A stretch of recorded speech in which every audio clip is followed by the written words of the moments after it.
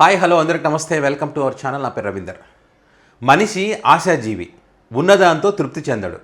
ఉన్నదానికంటే ఇంకా ఏదో కావాలని కోరుకుంటాడు. అలా కోరుకోవడం వల్ల ఉన్నది పోతుంది, తను కోరుకున్నది కూడా దక్కకుండా ఉండేటువంటి పరిస్థితి ఉంటుంది.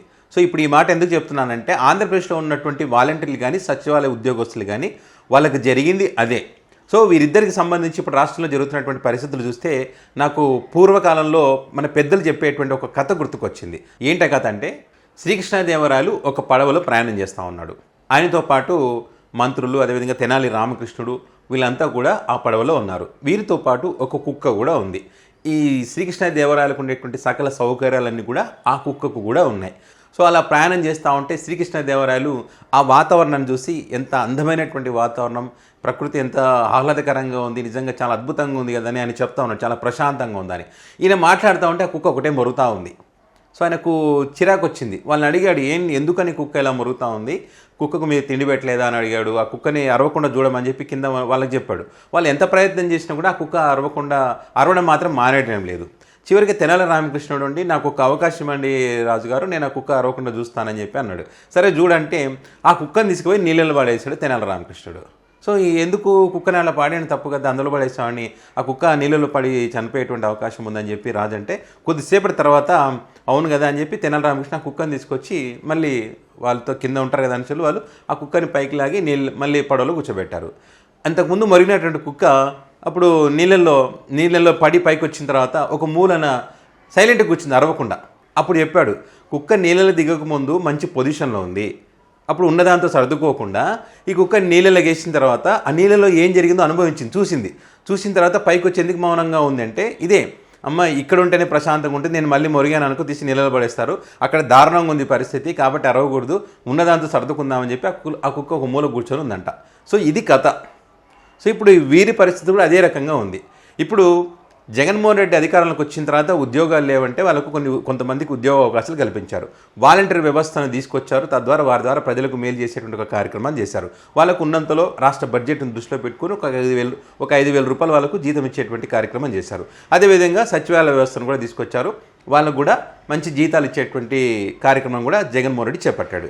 ఈ వాలంటీర్లు ఏం చేస్తారు, ఎన్నికలకు ముందు చంద్రబాబు నాయుడు అధికారంలోకి వస్తే మాకున్నటువంటి 5,000 కాస్త 10,000 అవుతుందని చెప్పి ఆశపడ్డారు. అదేవిధంగా సచివాలయ ఉద్యోగస్తులు ఏంది, వాళ్ళకు అంతకుముందు ఉద్యోగాలు లేవు, ఉద్యోగ అవకాశాలు కల్పించిన తర్వాత ఉన్నదాంతో సర్దుకోకుండా మాకు ఏ పని భారం ఎక్కువైతా ఉంది, మమ్మల్ని ఆ పని చేయమంటున్నారు, ఈ పని చేయమంటున్నారు, కాబట్టి ఇది వద్దు, ఆ డిపార్ట్మెంట్లో చేరాలి, ఈ డిపార్ట్మెంట్లో చేర్చాలని చెప్పి గొంతమ్మ కోరికలు కోరారు. సో ఎలక్షన్స్ వచ్చినాయి. ఎలక్షన్ తర్వాత ఏంటి, చంద్రబాబు నాయుడు వస్తే కనుక మమ్మల్ని వేరే డిపార్ట్మెంట్లోకి చేరుస్తారు, సో ఈ బాధ మేము పడలేము, మాకు పని ఎక్కువైతుంది, పని భారం ఎక్కువైతా ఉంది అని చెప్పి వాళ్ళు ఏదో ఆశపడి జగన్మోహన్ రెడ్డి కాదని టీడీపీ కూటమికి ఓటేసినటువంటి పరిస్థితి, వాలంటీర్లు కానీ సచివాలయ ఉద్యోగస్తులు కానీ. సో దీనికి సంబంధించి పెద్ద ఎత్తున చర్చ కూడా జరిగింది. కొంతమంది వాలంటీర్లు అయితే చంద్రబాబు నాయుడు వచ్చినా కూడా ఈ పథకాలన్నీ కొనసాగుతాయి, చంద్రబాబు నాయుడుకి ఓటేయని చెప్పి చాలామంది వాలంటీర్లు చెప్పారని చెప్పి ఒక చర్చ కూడా ఉంది. అదేవిధంగా సచివాలయ ఉద్యోగస్తులు కూడా ఈ టీడీపీ పార్టీకి సంబంధించినటువంటి ఎమ్మెల్యే అభ్యర్థులకు సంబంధించినటువంటి డబ్బు పంపిణీ కానీ, మద్యం పంపిణీ కానీ వాళ్ళ ఇళ్లలో పెట్టుకొని మరీ పంపిణీ చేశారనేటువంటి చర్చ కూడా నడిచింది ఎన్నికల టైంలో. సో ఈ రకంగా చేశారు వాళ్ళు, కాబట్టి వాళ్ళకు ఓట్లు వేయడం, గెలిపించడం. తర్వాత ఏంది పరిస్థితి, 3 నెలల కాలం అవుతున్న వాలంటీర్ల వ్యవస్థ ఏమైపోయింది, రోడ్డున పడింది, వాళ్ళ బతుకు బస్టాండ్ అయిపోయింది. వీరికి సంబంధించి ఎవరు కూడా ఏమీ చేయలేనటువంటి పరిస్థితి వాలంటీర్ వ్యవస్థది. అదేవిధంగా సచివాలయ ఉద్యోగస్తులు వాళ్ళ ఏదైతే 2,000 కుటుంబాలకు ఒక సచివాలయ వ్యవస్థను ఏర్పాటు చేశారు, 200 మందికి ఒక ఉద్యోగం ఏర్పాటు చేశారు. వారికి కావాల్సినటువంటి పథకాలకు సంబంధించి కానివ్వండి, అదేవిధంగా పింఛన్ల పంపిణీకి సంబంధించి కానీ, లేదా ఏదైనా సర్టిఫికెట్లకు సంబంధించి కానివ్వండి, సచివాలయానికి వస్తే వాళ్ళకి పనులు చేసేటువంటి ఒక మంచి కార్యక్రమం ద్వారా వీళ్ళని అక్కడ కూర్చోబెట్టి, ఆఫీసులో కూర్చోబెట్టి పని చేయించేటువంటి ఒక బాధ్యతను వాళ్ళకి ఇస్తే వాళ్ళు దాన్ని కాదనుకున్నారు, ఇంకా ఏదో కావాలని కోరుకుంటే ఇప్పుడు ఏమైంది, చంద్రబాబు నాయుడు అధికారులకు వచ్చిన తర్వాత ఇప్పుడు బాత్రూమ్లకు వెళ్ళి ఆ సెక్షన్ చూడండి, ఆ ఫోటోలు తీయండి, ఫోటోలు తీసి గ్రూప్లలో అప్లోడ్ చేయండి, 7 to 7 వరకు వర్క్ చేయండి. మరి అదేవిధంగా తోడు అనేటువంటి కార్యక్రమం ద్వారా ఈ చిరు వ్యాపారస్తులు ఉంటారు కదా, వాళ్ళ డీటెయిల్స్ కూడా కనుక్కొని పెట్టండి. ఇలాంటి పనులు చెప్తా ఉన్నా. అంటే మొత్తం ఇప్పుడు ఇంకా ఆఫీసులో కూర్చోవడం ఉండదు, మొత్తం ఫీల్డ్ వర్కే, బయట తిరగాల్సినటువంటి వర్కే వాళ్ళకి అప్పచెప్తా ఉన్నారు.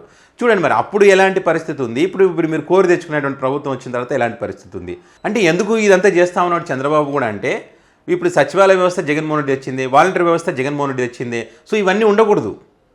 ఈ వ్యవస్థలు జగన్మోహన్ రెడ్డి తెచ్చాడు కాబట్టి, జగన్మోహన్ రెడ్డికి పేరు వస్తుంది కాబట్టి ఇవి ఉండకూడదు. ఈ వ్యవస్థలన్నీ తీసేసేటువంటి ఒక ప్రయత్నం, అందులో ఉన్నటువంటి ఉద్యోగులు కూడా ఈ రకంగా వాళ్ళని అవమానిస్తే, మరి ఏదైతే ప్రజలకు మంచి ప్రజలకు సేవ చేసేటువంటి కార్యక్రమం చేశారు వాలంటీర్లు కానీ, అదేవిధంగా సచివాలయ ఉద్యోగస్తులు కూడా జగన్మోహన్ రెడ్డి ఉన్నప్పుడు వాళ్ళు మంచి కార్యక్రమాలు చేశారు, చేయలేదని కాదు. కానీ ఇప్పుడు ఏంటి పరిస్థితి?